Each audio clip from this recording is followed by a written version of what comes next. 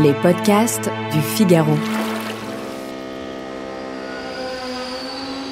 Prêt pour le décollage. Qui n'a pas rêvé de poser ses valises dans un hôtel de luxe le temps d'une nuit ou d'un week-end ? Vous vous voyez déjà profiter d'un établissement somptueux, d'un service irréprochable, de prestations hors du commun, et on vous comprend.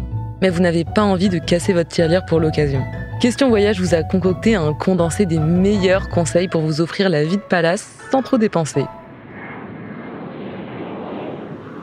Déjà, faisons le point. C'est quoi un hôtel de luxe ? En France, il existe une classification des hôtels qui leur permet de décrocher 1 à 5 étoiles. Les hôtels doivent eux-mêmes faire la démarche auprès d'Atout France pour obtenir des étoiles. S'il veut que sa demande soit acceptée, l'établissement devra remplir un certain nombre de critères. En tout, ils sont 243 et ils sont répartis en 4 catégories. Sont évalués le confort des équipements, les services, les bonnes pratiques en matière de respect de l'environnement et les bonnes pratiques pour l'accueil des clients en situation de handicap. Et une fois le précieux sésame obtenu, il faudra le faire renouveler tous les 5 ans. Tout hôtel qui réussit à obtenir 5 étoiles est un hôtel dit de luxe. Si l'établissement veut obtenir la distinction de Palace, il ne peut pas se contenter de ces 5 étoiles. En plus, il devra présenter des caractéristiques exceptionnelles tenant notamment à sa situation géographique, à son intérêt historique, esthétique ou patrimonial, mais aussi aux services sur mesure qui y sont offerts. En France, seuls 31 établissements sont estampillés Palace, dont 12 à Paris. Et alors, comment se faufiler le temps d'une ou quelques nuits dans un établissement de ce cachet ?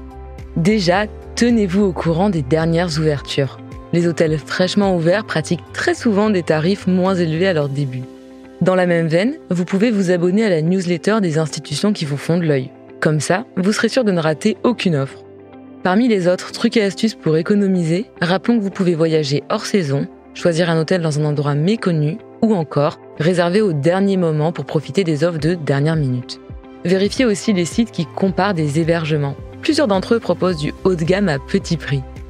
Et si vous êtes prêt à mettre la main au porte-monnaie pour ce qui est du billet d'avion, vous pouvez vous envoler vers l'Asie du Sud-Est. Dans tout un tas de pays de la région, vous trouverez des établissements dont les équipements et les standards sont proches de l'hôtellerie de luxe. Si vous êtes tenté, direction l'Indonésie, la Malaisie ou encore le Vietnam.